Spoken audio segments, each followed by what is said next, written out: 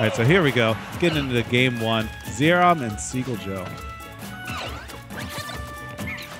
Two players that have both won a Xanadu before. Diddy versus Ness. Obviously, Diddy Kong going to make great use of that forward air. Going to try to kind of keep Ness out. Ness, known to actually, if he can manage to get a grab, string some combos together, and his GIMP potential is phenomenal, especially against a character like Diddy Kong. Yeah, Ness, he's one of those characters who's like strong in some areas and very weak in others. The areas that he's weak in is just his speed and his hitboxes. Like he has very large ones, but the ones that he uses in neutral aren't that big. But Diddy Kong is one of those characters who just kind of exploits characters like that. But if Ness gets that hit, you'll feel it no matter who you are. Definitely. And the pace of this match a little slower than one might expect, but it's because both these players respect each other so much. They recognize that whoever gets in is going to do so much damage. As you can see right now, Seagull got an opening, and there's been 40–50% put on the Xerom just like that. And Seagull Joe recognizing that if Xerom gets the first opening, the same thing will happen right back. And even off the ledge, Seagull Joe is respecting Xerom, saying, I really don't want to take the chance of getting hit by your up B or getting hit with any of your tricks. And the down tilt, the forward smash, not going to do it quite yet, but at 130%, Xerom definitely living on borrowed time right now. That banana, perfect placement, the platform betrayal. Oh, no. And this might be it. That was a regrab, if I'm not mistaken. I guess Seagull Joe didn't realize. Or he might not have wanted to mess with PK Thunder 2 just because it's so powerful that if Xerom just held down and kept going through the stage, it would have been a lot of damage. And if it crossed him up, Joe actually could have died. It's not like likely, but Man, it's I'm a betting man. I would have took my chances. Bet. All right. I mean, I might have too, but that's well, why at least I like hold your shield. You can run over there, hold your shield, and then down smash, because that percent, he didn't even need it charged. Yeah, the forward, though, chucking him away. Not going to do it quite yet, though. Xerom already has max rage at 165, and finally that stock is gone. Fortunately for Seagull Joe, he managed to take it and only took 49%. But, you know, you have to wonder, how many times can you kill your opponent above 160 and still win the round? Especially when it's Ness, one of the characters who fiends off of rage like harder than almost anyone else in this game. Right now, Xerom definitely turning over a new leaf. Quick 40–50% or so. He got on to Seagull Joe, but Seagull Joe turned it around just as quickly as he came. I'm really surprised Xerom didn't force smash that, but he's trying to set up for the PK flash, not quite finding anything there. And here we go, another back throw. Just Such barely a good setup. Yeah.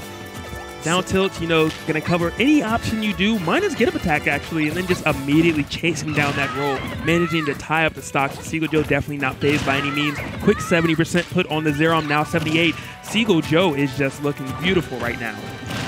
Yeah, and he gets the grab, gets a little bit more damage to the up air, sending him straight up. And I wonder if that could work as a solid 50-50 on Ness. Air dodge does have some weird properties to it.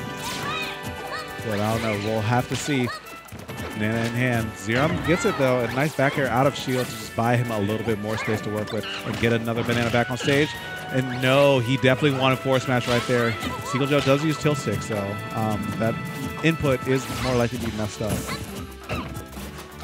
One thing that Seagull Joe is doing a great job of right now is just going for safe pressure. He's not essentially trying to force anything on Xerom. He says, here's a banana. Did you get hit? No? Okay. Here's a down tilt. Did you get hit? No? That's fine. Back air, forward air. Everything he's doing right now is just based upon I don't want to get hit, more so than wanting to hit Xerom. Yeah, it's a very effective flowchart that Xerom just hasn't cracked just yet. That back air, not going for anything too risky, sets up the ledge, puts that banana in the perfect spot. A couple peanuts for your trouble. Connects with one of them, actually. Xerom getting his feet on stage, has control of the banana, but just as quickly as he landed, he's put right back off stage. Seagull Joe just fantastic stage control right now. That throw is gonna do it. It does. Seagull Joe up 1-0 right now versus Xerom with a low percent last stock. You know, only at 33. Definitely a commanding victory, if I can say so myself. Yeah, and it was a very consistent all the way through. Like we saw in the first stock, he just kept on playing the JoJo's game and killed him really late at like 165 or something with an up air. And the second time he killed him like above, it was like above 140 that second time too. Yeah. Very late kills, like not something you see often. We're not seeing this days league. Speaking of things we don't see often, but yeah, it was very late kills, but it was very calculated. All part of his plan. All part of his plan. Man, okay, I love playing like items and like casual stuff in this game, but Flat Zone X is one of the worst stages to play on for fun. You can't say that, man. It might be an ultimate. I'll say it. I'll say it to the stage's face. That stage sucks. Like, sometimes you just die. Like, You sometimes. want a money match on that stage, bro?